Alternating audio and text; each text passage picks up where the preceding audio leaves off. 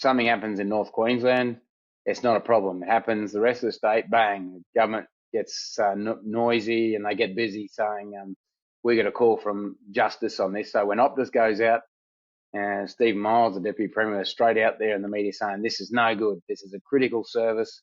People shouldn't have to put up with this. Businesses are being put out, and which is was really interesting for anyone that lives in northwest Queensland, because blackouts here and outages in the northwest grid goes all the way through to Cloncurry Creek, up to Century Mine in the Gulf, and this little this base load system out here.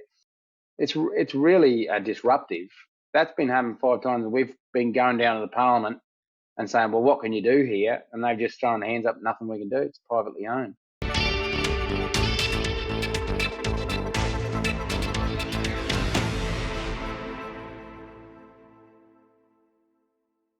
We were always taught never to throw petrol on a fire, but do you think that's exactly what the Palaszczuk government is doing with its announcement this week to double the first homeowner grant for new home builds from $15,000 to $30,000? We've been observing a construction market heavily inflated from, big spending on stadiums, social infrastructure, and the Cross River Rail. I think that's $7 billion now. The announcement for Gabba rebuilds like $2 or $3 billion, and many other projects. I think they had those satellite hospitals they were built through Brisbane, but it's just never ending, the announcements that are made down there. And that critical mass for not just materials but labour gets concentrated, and it's a bit harder for building firms anywhere else in Queensland to start recruiting and trying to source the materials, whatnot, and it starts pushing inflationary pressure on your building costs, and none more so than in the regional areas than North Queensland, to be more precise. So we've already seen the impact of that, and what we've also seen is that the First Home Buyers Grant, it's wonderful piece of policy made from Canberra, Brisbane, for Canberra and Brisbane, has very limited reach the further you get away from those governing centres. So it applies to construction of new housing, and for new housing you need to recoup the cost of what you build, and where the cost of construction starts to sharply escalate the more you go into the regional areas and more remote areas, well, and usually the average median house price declines. So you have market failure. Then you go to Yilnanju Creek, Bargamenda, Wandoan, Theodore. You go to these western areas, anywhere in all the North Queensland towns up through the Cape, and you try and build a new house. It'll cost you $600,000 to build a new house, and you would struggle to sell it for $300,000-400,000 in town. So, and I'm just really using really generalised numbers on the sales, but the trouble is the market just dynamics don't work. So no one's going to throw money down the drain like that. So new houses get built in regional remote areas, and the First Home Buyers Grant becomes absolutely irrelevant.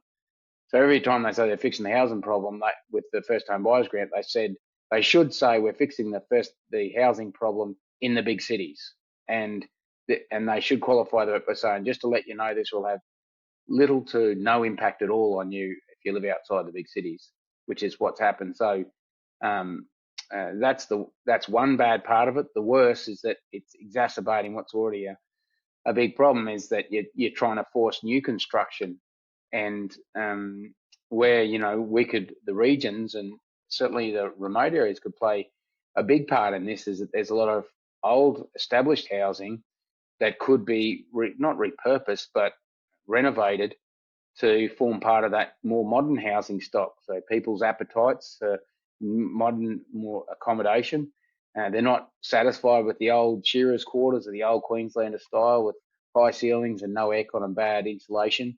They're not satisfied with that now. They want modern kitchen, modern bathroom, new floor coverings, paintwork, and refrigerative air conditioning. That's the deal now. So you go to most small towns, and coastal towns included, there's a lot of old houses that are slowly winding down. They're not renovated because people don't see the commercial opportunity in it, and a lot of stagnant populations there where people don't see an incentive to pour money into the housing, and they're certainly not going to build new housing. So what's the point? And that's why, KAP from as early as 2013 had been calling for changes, first home buyers grant to extend to new homes. And I know it's certainly one that member for Hinchinbrook, our deputy leader, has been very strong on ever since, is expanding that out to existing homes, and something I feel very strongly about, given my background as a property valuer.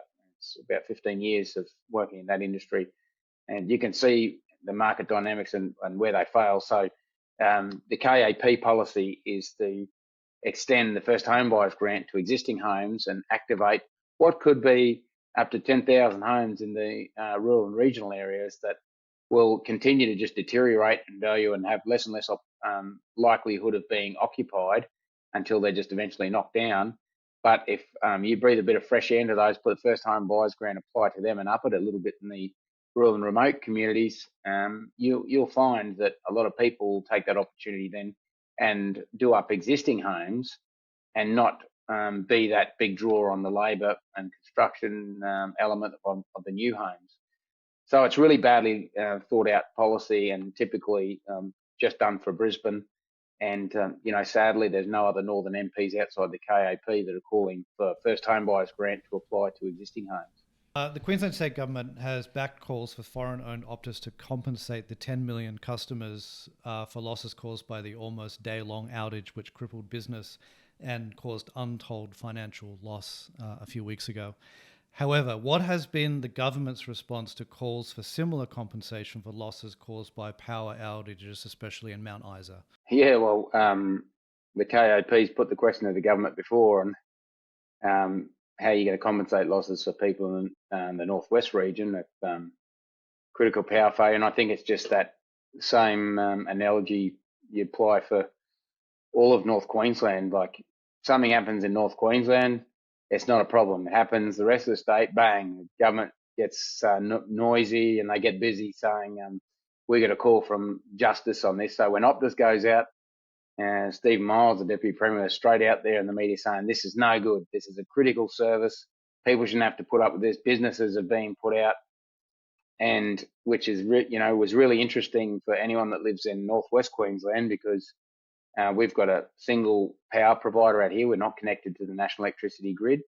We're not copper string hasn't been built yet, so we're a little isolated base load power station, and it's called the Diamantina Power Station. And we've had almost, I think it's about 5 outages, some of them significant, going for hours. Blackouts here and outages in the northwest grid goes all the way through to Cloncurry Creek, up to Century Mine in the Gulf, and this little this base load system out here. And we've had like 5 outages in about 12 months, which is, you'd think you're in downtown Bali or, Delhi. It's just, well, it seems third world, stuff going out all the time. And you're talking tens of millions of dollars of losses on the mining industry, but the hardship it causes on, local businesses that are struggling to keep going, have to just shut down for a Saturday, like 9 o'clock on a Saturday, power goes out, bang, you just shut it down, you lose all your Saturday trade, tell your staff to go home, can't pay them. It's really disruptive. That's been happening 5 times, and we've been going down to the Parliament and saying, well, what can you do here? And they've just thrown their hands up, nothing we can do, it's privately owned.